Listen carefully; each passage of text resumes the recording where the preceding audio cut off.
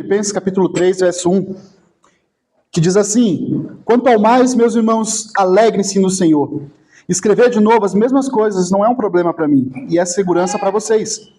Cuidado com os cães, cuidado com os maus obreiros, cuidado com a falsa circuncisão, porque nós é que somos a circuncisão, nós que adoramos a Deus em espírito e nos gloriamos em Cristo Jesus, em vez de confiarmos na carne. É verdade que eu também poderia confiar na carne. Se alguém pensa que pode confiar na carne, eu ainda mais. Fui circuncidado no 8º dia, sou da linhagem de Israel, da tribo de Benjamim, hebreu de hebreus. Quanto à lei, eu era fariseu. Quanto ao zelo, perseguidor da igreja. Quanto à justiça, que há na lei, irrepreensível. Mas o que para mim era lucro, isso considerei perda por causa de Cristo. Na verdade, considero tudo como perda, por causa da sublimidade do conhecimento de Cristo, Jesus, meu Senhor. Por causa dele, perdi todas as coisas e as considero como lixo, para ganhar a Cristo e ser achado nele, não tendo justiça própria que procede de lei, mas aquela que é mediante a fé em Cristo, a justiça que procede de Deus, baseado na fé. O que eu quero é conhecer Cristo e o poder da sua ressurreição, tomar parte dos seus sofrimentos e me tornar com ele na sua morte, para que, de algum modo, alcançar a ressurreição dentre os mortos. Oremos. Ó Pai, nós te pedimos que a Tua palavra fale, que a Tua palavra entre em nosso coração e a Tua palavra, Deus, germine, cresça, dê frutos. Nós sabemos que é somente o Senhor que pode operar tudo isso em nossas vidas, que nós possamos compreender, abra nossa mente, nosso entendimento e que possamos nos submeter a ela hoje e todos os dias, em nome de Jesus. Amém. Meus irmãos, quero fazer uma breve introdução desse capítulo 3 e também um pouquinho falar a respeito da carta de Paulo aos Filipenses.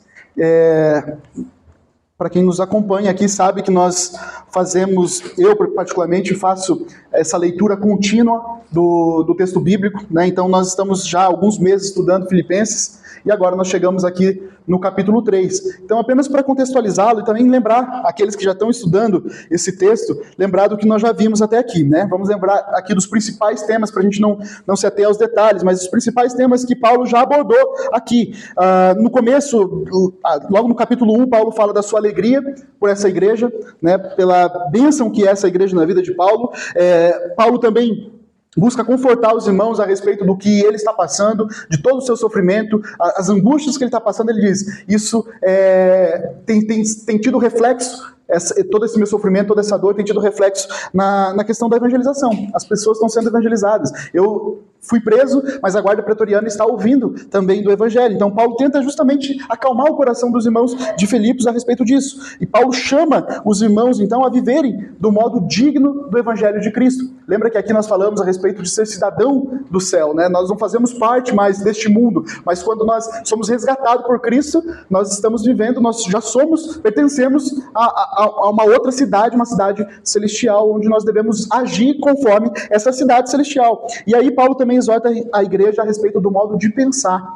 Como crentes em Cristo Jesus, nós temos uma referência agora. Nós precisamos seguir e viver da forma como Cristo vivia. Então, pensar e agir conforme Cristo. E também, para exemplificar aí essa humildade também de Cristo, Paulo vai dizer que não existe ninguém melhor do que Jesus Cristo para demonstrar o que é a verdadeira humildade. Porque Cristo não só se humilhou, mas essa humildade dele é a referência para nós. Né? Se Cristo foi humilde, se ele viveu entre nós e obedeceu ao Pai, quanto mais nós devemos fazer também. E olha só o que mais nós vimos. Paulo ele vai dizer que por conta dessa atitude de Cristo, Deus exalta a Cristo de tal maneira onde um dia toda língua confessará que Jesus Cristo é Senhor. Um dia todo joelho se dobrará diante do Rei Jesus. Seja ele crente ou não, seja ele convertido ou não, um dia todos vão se chegar diante de Cristo e exaltarão a ele. E debaixo então desse senhorio de Cristo aqui, neste mundo, nós deveríamos viver e agir para crescermos em nossa santificação ao Pai, né? Paulo vai dizer a respeito do desenvolver a salvação, ou seja, buscar cada dia mais a santificação em Cristo Jesus. E por fim, o que nós vimos na semana passada, Paulo citando 3 exemplos aqui de homens que entenderam o que era viver para Cristo. Ele vai citar ele mesmo como sendo um exemplo daquele que entendeu e estava vivendo para Cristo. Ele cita o exemplo de Timóteo e também de Epafrodito, né, que quase morreu ali servindo ao Senhor. Tudo isso nós vimos até aqui. E agora o que Paulo vai fazer é discorrer sobre o assunto chave a respeito do Evangelho, a respeito da pregação de Cristo. E esse assunto é o assunto talvez mais importante, ou talvez o assunto mais comentado desde de 1500 ali, 1600, no século XVI, com Lutero, né, com a Reforma Protestante, que é a justificação somente pela fé. É isso que Paulo vai trabalhar aqui e traz esse conceito de justificação pela fé de uma forma extraordinária, de uma forma maravilhosa e clara para a gente aqui. Meus irmãos, tudo isso nós vimos até aqui, nós vamos estudando, né, vamos percebendo essas pérolas maravilhosas no texto bíblico. Eu acredito que os irmãos que já participaram desde o começo têm redescoberto, né, essas verdades bíblicas, porque quanto mais nós lemos, mais estudamos, mais nós vamos descobrindo essas pérolas, essas preciosas palavras de Deus aqui para nós e o cuidado de Deus para nós. E se a gente voltasse desde o capítulo 1, né, e a gente começasse a estudar tudo de novo aqui, certamente a gente encontraria muito mais pérolas, porque a gente não tem como a gente conter nas nossas mãos, nosso conhecimento dos ensinamentos. Então, por isso que é bom sempre estar lendo, relendo, para que Deus fale com nós através da sua palavra. Mas eu quero fazer então uma exposição aqui a partir do verso 1, então não feche a sua Bíblia não, por gentileza. E olha só, o verso 1, Paulo diz assim: quanto ao mais, meus irmãos, alegrem-se no Senhor. Esse quanto ao mais aqui significa que Paulo está traduzindo um novo assunto que ele vai abordar. E aqui Paulo está falando novamente sobre algo que ele já tem abordado desde o capítulo 1, alegria. Essa é uma carta que é considerada a carta da alegria, porque Paulo cita inúmeras vezes a respeito da alegria. Sejam felizes, sejam alegres, independente da situação, independente do que está passando na sua vida, independente da crise, independente de eu estar preso, sejam alegres. Busque alegria, e aqui Paulo diz aonde? No Senhor. Alegre-se no Senhor. E é isso que nós, como crentes, fazemos. Nós vivemos dessa forma. Porque a nossa alegria não está nas coisas. A nossa alegria não está na nossa família. A nossa alegria está somente no Senhor. E precisa.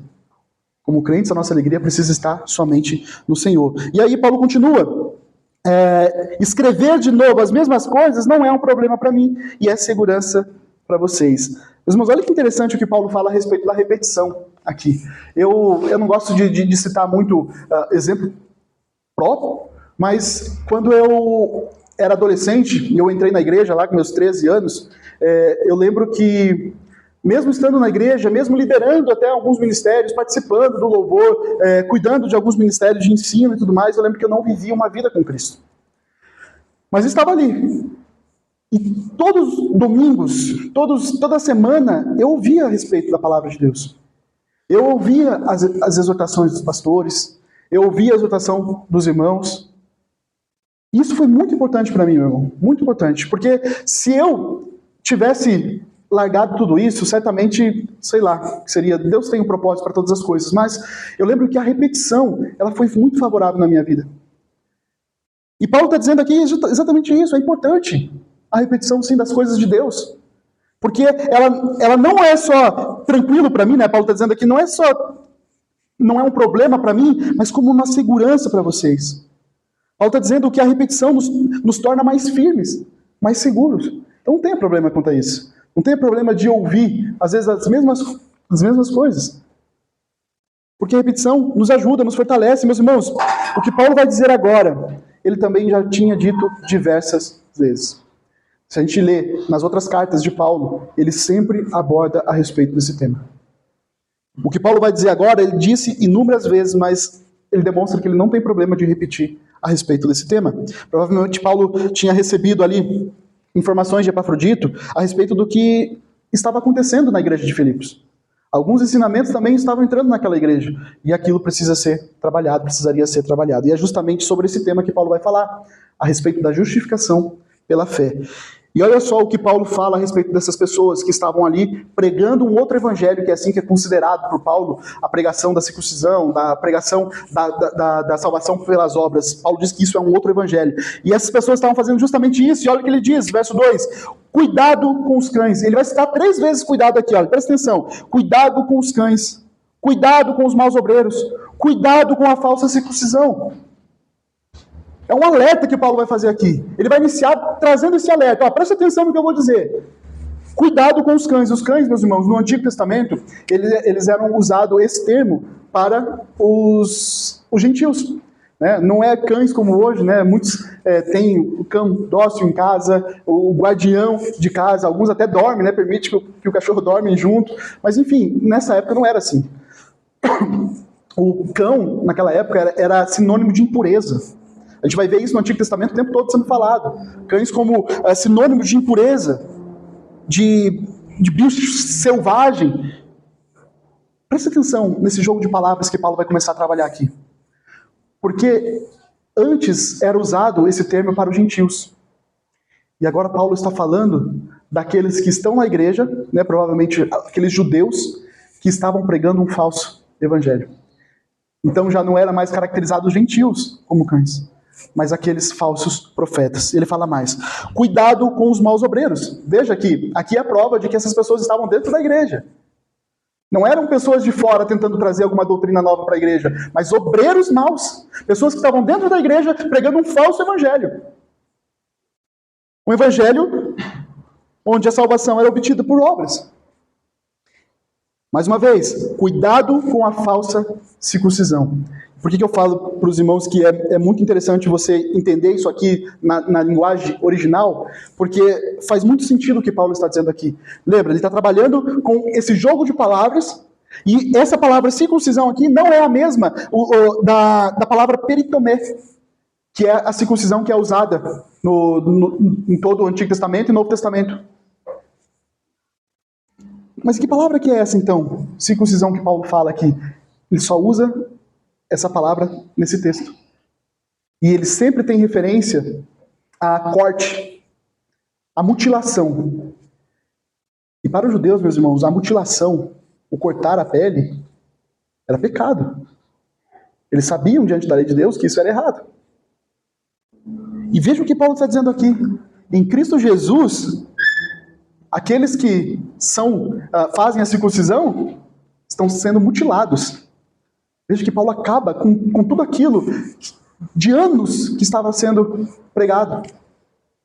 E agora Paulo vai usar, se vocês quiserem ver a respeito desses falsos profetas, né, dessas falsas pessoas que estavam participando das igrejas, estavam pregando a respeito de obras, leia Atos 15. Lá é levantado um concílio a respeito disso. Então veja que, né, a igreja ela sempre trabalhou dessa forma. Né? Em Atos 15 você vê o concílio que fala a respeito disso, onde o concílio entende que um crente em Cristo Jesus não precisa mais ser circuncidado. E lá, nesse concílio, lá em Atos 15, está dizendo que eles estavam pregando que para ser salvo você precisava sim crer em Cristo e também ser circuncidado. E por isso que foi levantado, então, esse concílio, foi dado como heresia, esses ensinamentos, por isso que tinha que ser debatido. E aqui Paulo joga, então, com esse jogo de palavras, falando que a partir de agora, qualquer cristão, salvo crente em Cristo Jesus, achar que para ser salvo precisa ser circuncidado, está sendo mutilado. Ou seja, está cometendo o pecado da mutilação. Né? Então, cuidado com os que saem por aí pregando certas coisas. Olhos atentos. Ouçam bem o que estão dizendo. Meus irmãos, isso serve para nós hoje. Paulo estava exortando a igreja lá, mas está nos exortando também a respeito disso. Cuidado com líderes. Cuidado com pastores. Cuidado com o que pregam por aí a respeito da salvação. Não existe Jesus mais alguma coisa. Não existe Jesus mais obras para se obter a salvação. É Jesus e salvação. Somente Jesus. Somente por meio de Jesus, a fé em Cristo Jesus. E olha só. Verso 3 ele diz, olha o jogo de palavras, porque nós é que somos circuncisão. Aqui está usando a palavra peritomê, que significa circuncisão mesmo, né? Então, ele está dizendo, nós é que somos circuncisão. Nós que somos salvos, regenerados, nós que recebemos uma nova vida em Cristo, nós somos a verdadeira circuncisão. Nós que adoramos a Deus no Espírito. Vocês lembram o que aconteceu com a mulher samaritana quando foi conversar com Jesus? E o que a mulher samaritana disse para Jesus? Falou, olha, os pais de vocês dizem que vocês devem adorar a Deus aonde? Em Jerusalém. Os nossos antepassados dizem que é naquele monte. Onde que deve ser adorado a Deus? E aí o que Jesus responde? Eis que não é nem nesse monte, nem no outro monte. Eis que agora todos os adoradores adorarão o Pai em espírito e em verdade. Ou seja, não é mais num local, não é mais num templo religioso, mas o Pai procura aqueles que o adoram e o adoram em espírito e em verdade. É uma circuncisão no coração, não é mais algo externo. E aqui o que Paulo está dizendo, nós que adoramos a Deus no Espírito. Existe uma diferença de nós para os judeus. Ou, melhor dizendo, existe uma diferença de nós para aqueles que não estão em Cristo Jesus. E ele diz mais, nós que somos circuncisão porque nós adoramos a Deus em Espírito e nos gloriamos em Cristo. O que Paulo está dizendo é que não existe obras. Toda honra e toda glória é em Cristo somente.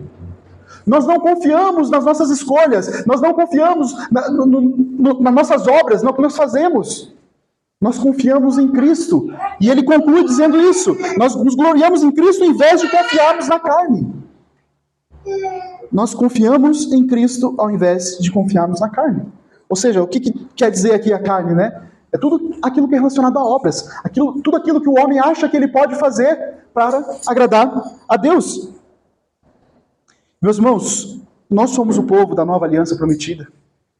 Lá em Jeremias, lá em Ezequiel, vai falar dessa nova aliança em que Deus coloca no coração do homem o seu espírito.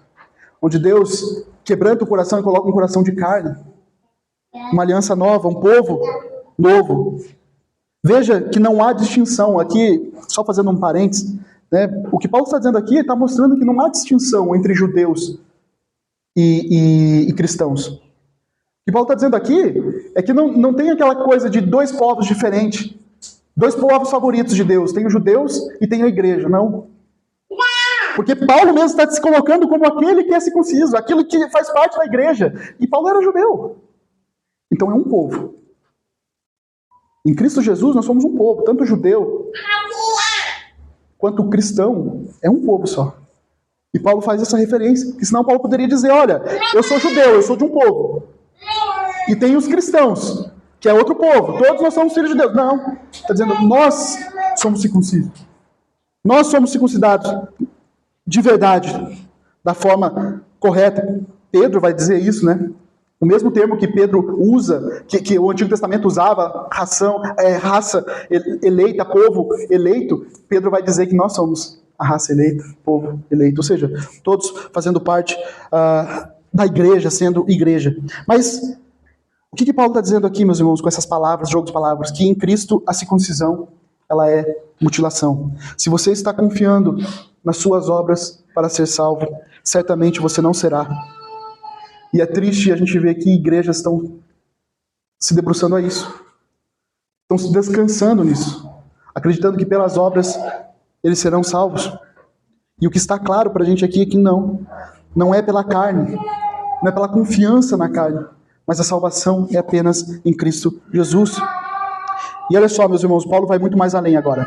Então, ele falando a respeito da salvação, que a salvação é em Cristo e não mais alguma coisa, olha o que Paulo vai fazer como exemplo aqui. Ele vai colocar ele como exemplo de que a salvação não é pelas obras.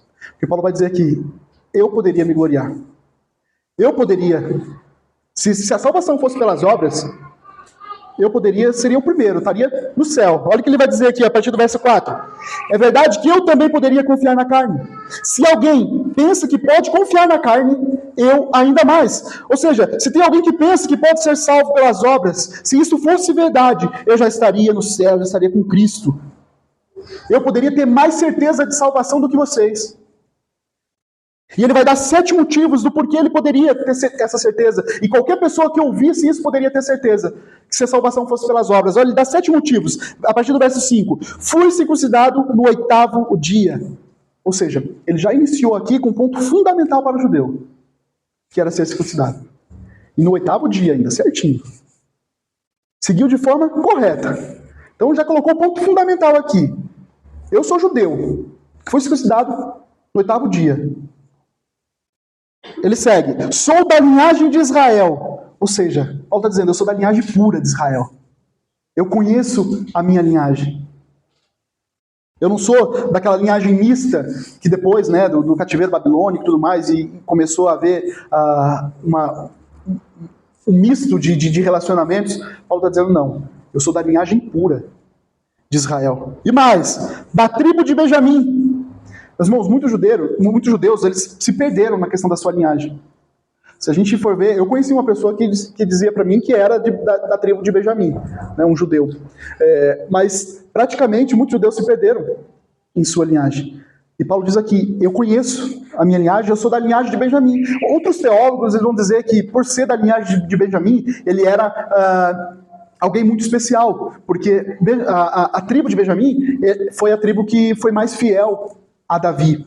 Né? Então eles eram considerados também assim especiais. O que Paulo está dizendo quer dizer aqui, ó, se tem alguma coisa especial, se tem algo importante nisso, entendam, eu fui circuncidado, eu sou da linhagem de Israel, eu sou da tribo de Benjamim, e mais, ele vai dizer, eu sou hebreu de hebreus. Não esqueçamos que nesse tempo de Paulo estava havendo a helenização. Helenização é como se fosse a globalização de hoje, né? Onde eles estavam tentando unificar tudo numa linguagem só. Né? Eles estavam tentando fazer todo o povo se tornar apenas um povo, agindo de uma forma só.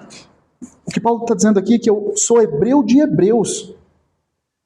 Ou seja, nesse mundo helenista, eu conheço, eu falo, e Paulo falava e escrevia e entendia o hebraico. Coisa que muita gente se perdeu já no Novo Testamento, por causa da helenização.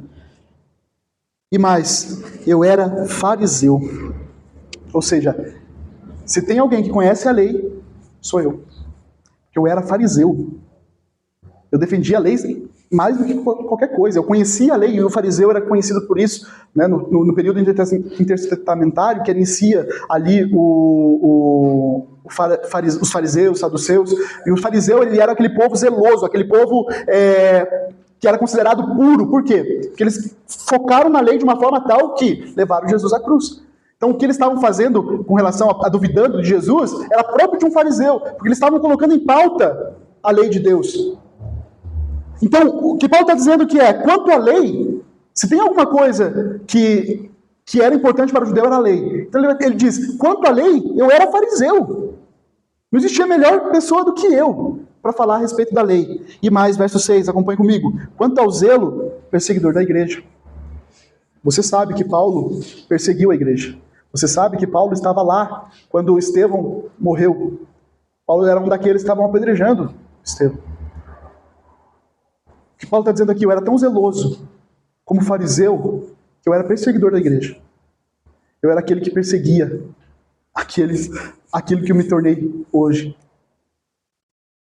Mas se Paulo pudesse se gloriar nos seus méritos, todos esses, ele estaria aprovado. Quanto à justiça, ele diz que há na lei irrepreensível. Ele conclui dessa forma, dizendo, com relação à lei, eu estou 100% com toda ela. Me fez lembrar justamente o que o homem rico falou para Jesus, lembra? Quando o jovem rico chega para Jesus e fala, o que eu tenho que fazer? Jesus fala, compra toda a lei. Ele fala, eu tenho feito isso desde criança. Né? E aí Jesus vai mais além, né? Então venda tudo que tem. E ali ele não consegue, né? Mas o que Paulo está dizendo é que, com relação à lei, ele era irrepreensível. Ninguém poderia chegar para ele e tentar repreender ele, porque ele era zeloso em todo o cuidado da lei. Meus irmãos, não existia, o que Paulo quer dizer, não existia ninguém melhor do que ele para ser salvo pelas obras, por tudo que ele fez, por tudo que ele era. Só que verso 7, ele dá um basta nisso. Olha o que ele diz no verso 7.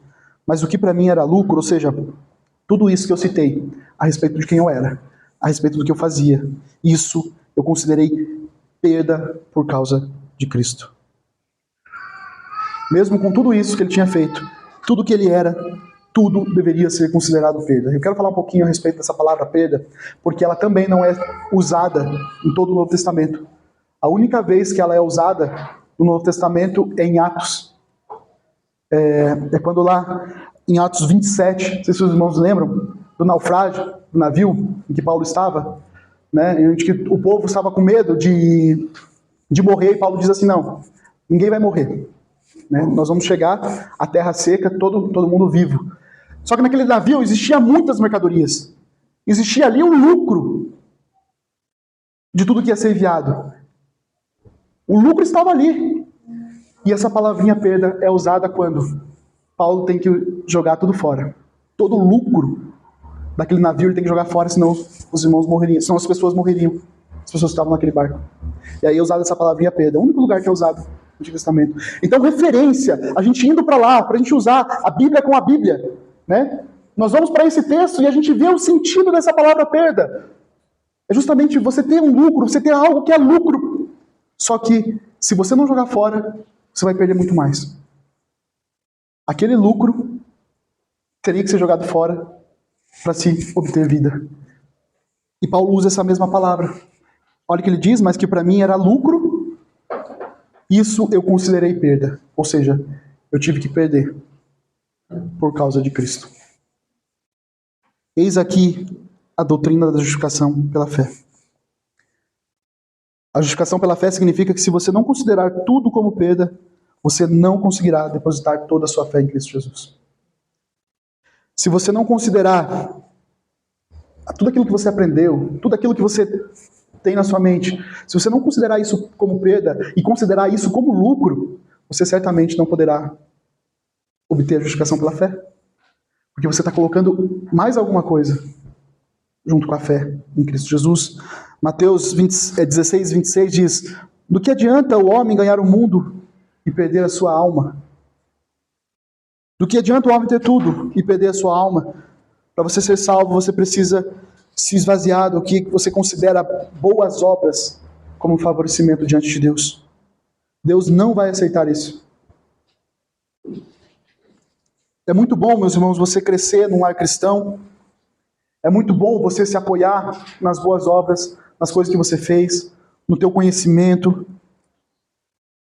Mas se você considerar tudo isso um apoio para a sua salvação, você não entendeu o que é salvação somente pela fé.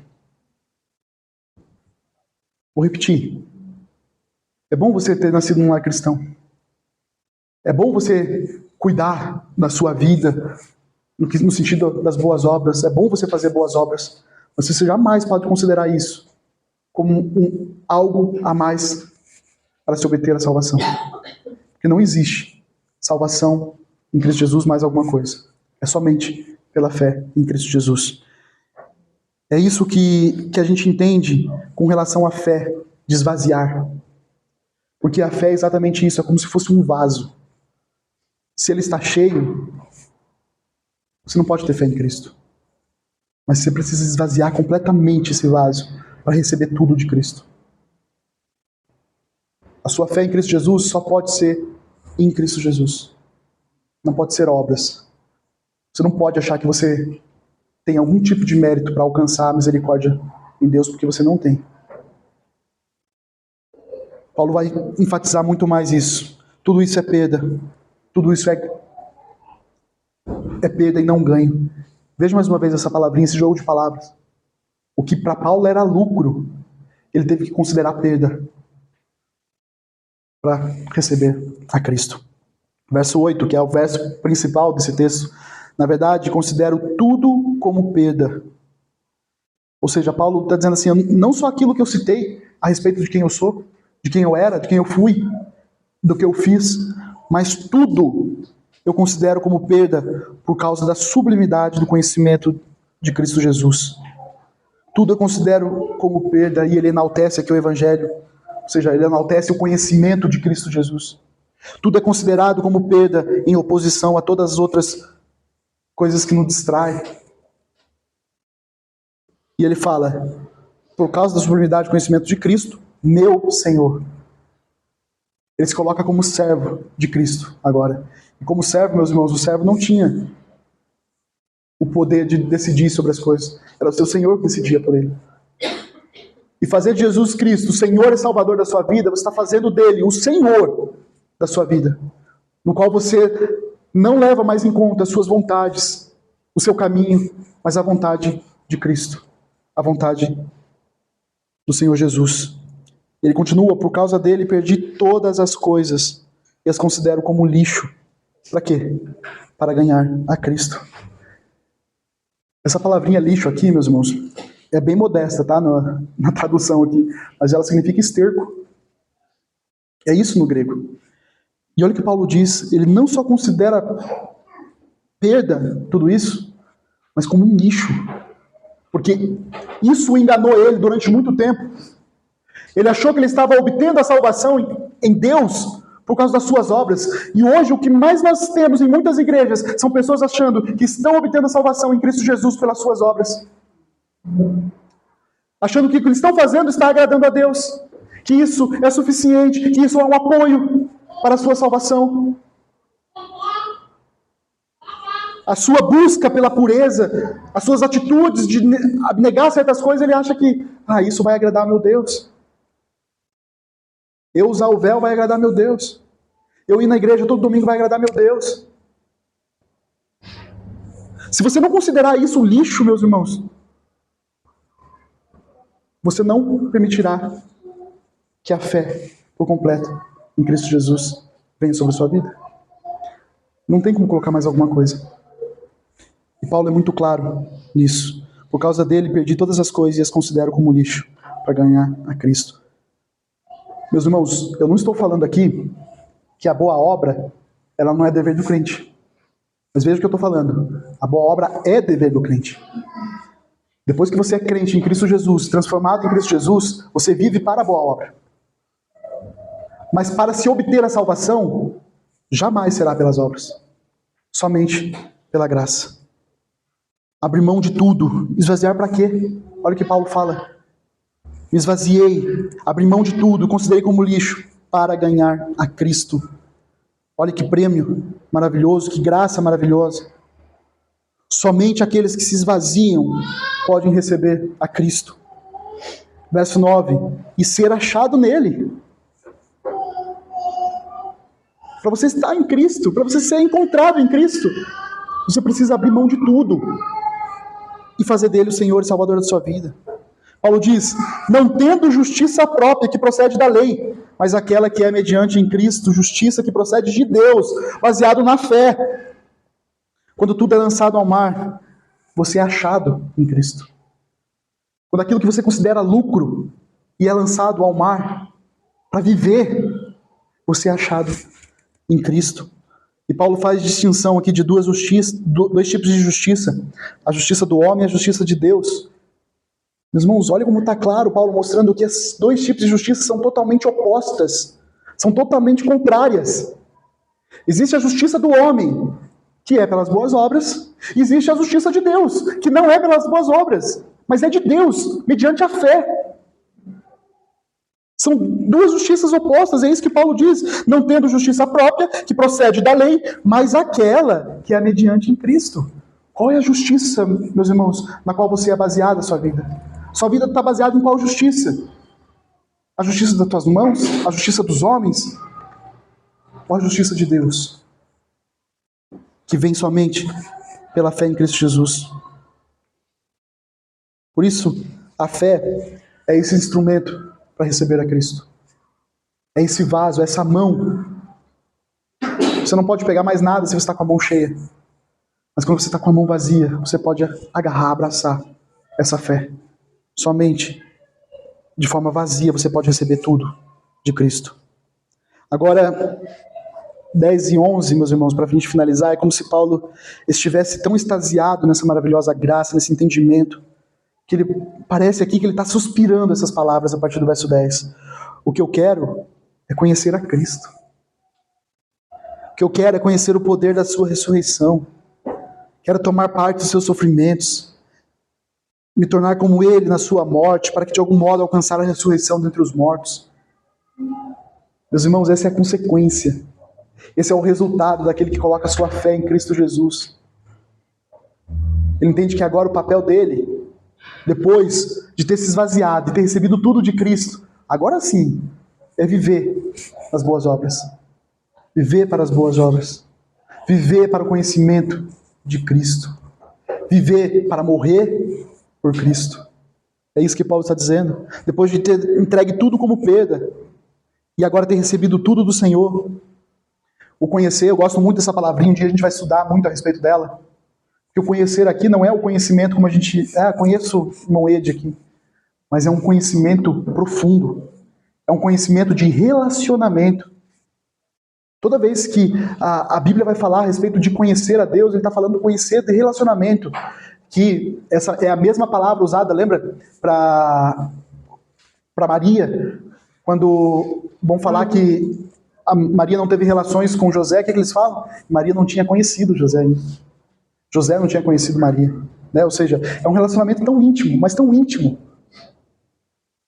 que lembra que Jesus fala a respeito daqueles que chegarão para Cristo e dirão: mas eu não expulsei demônio no teu nome?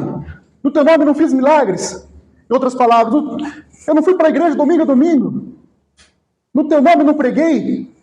No teu nome eu não expulsei demônios? No teu nome eu não curei? E aí o que Jesus responde? Aparte-se de mim, por quê? Nós nunca nos conhecemos. Mas Jesus não sabia quem que era? Nós nunca tivemos um relacionamento verdadeiro. E é isso que Paulo quer aqui. Ele conclui essa justificação pela fé dizendo: agora o que eu quero é conhecer a Cristo. Ele sabe que conhecer a Cristo é pela palavra dele. Ele sabe que o conhecer a Cristo é tendo um relacionamento íntimo com ele. Só assim nós podemos conhecer, ter intimidade. E essa é a resposta de Paulo. Conhecer o poder da sua ressurreição. Nós já estudamos a respeito desse poder em Efésios. Leia lá que Paulo vai dizer bastante a respeito do poder de Deus para a ressurreição. O poder de Deus. Esse poder é maravilhoso, meu irmão. Aquilo que nós podemos desfrutar. E aqui o Paulo está dizendo: eu quero desfrutar do poder da ressurreição de Cristo. Por ele ter ressurreto, por ele ser ressurreto, nós podemos ter vida em abundância. Quero desfrutar disso, me tornar como ele na sua morte, para que de algum modo alcançar a ressurreição dentre os mortos. Paulo está tão certo disso, que ele quer ser como Cristo, assim como Cristo sofreu, assim como Cristo morreu, assim como Cristo ressuscitou. Paulo quer fazer parte de tudo isso. Essa é a vontade da sua vida? Ser como Cristo, viver como Cristo, sofrer como Cristo e ressuscitar como Cristo ressuscitou, ressuscitar para a vida eterna. Toda a honra, toda a glória ao nosso Deus. Amém? Só quero concluir aqui, meus irmãos, alguns pontos nós podemos tirar dessa passagem. Primeiro, Paulo fala da repetição. Nós não devemos ficar receosos a respeito de dizer as mesmas coisas. Pregue o Evangelho, anuncie o Evangelho, repita o Evangelho, pregue a verdade, fale a verdade, repita a verdade, não fique receoso com relação a isso. Assim como a luz brilha todos os dias, a luz do sol. Pregue, anuncie o Evangelho, a repetição nos torna firmes e seguros, é o que Paulo diz aqui. Cuidado com os falsos ensinamentos. Cuidado com o que estão ensinando por aí, principalmente com relação à salvação, que ela é apenas por Cristo, por meio de Cristo. Não é pelas obras. Cuidado com os cães. É isso que Paulo fala, não é eu, tá? Cuidado com os cães. Esses que são considerados obreiros. Cuidado com eles. Outro ponto, avalie a sua fé e avalie se ela está somente em Cristo. Porque não tem adicional aqui. É somente fé em Cristo Jesus. Se você acha que é salvo por mais alguma coisa que você fez, mais alguma coisa que você faz, além de crer em Cristo, avalie-se. Coloque em prova a sua salvação. Caso contrário, se esvazie. Entenda que você não pode fazer nada para ser merecedor dessa graça. Você precisa e depende totalmente de Jesus Cristo. É muito bom, mais uma vez eu quero repetir, é bom você crescer, ter crescido num lar cristão. É bom você fazer coisas boas, você se considerar uma pessoa boa. Tem pessoas, meus irmãos, que não saem aí vivendo a promiscuidade, não saem aí fazendo um monte de coisa ruim, e são consideradas, elas se consideram, eu sou uma pessoa boa, mas não se apoie nisso, porque isso jamais te trará salvação. Não se apoie na sua boa obra, que você está indo contra a fé em Cristo somente, e isso tem que ser considerado perda, e não ganho diante de Cristo. Tudo que você fez, toda boa obra, deve ser considerado perda para ganhar a Cristo, para depender totalmente de Cristo. E por fim, busque conhecer mais a Deus intimamente, buscar intimidade com Deus. E você terá isso lendo a palavra, estudando, praticando a palavra de Deus. Amém? Vamos orar?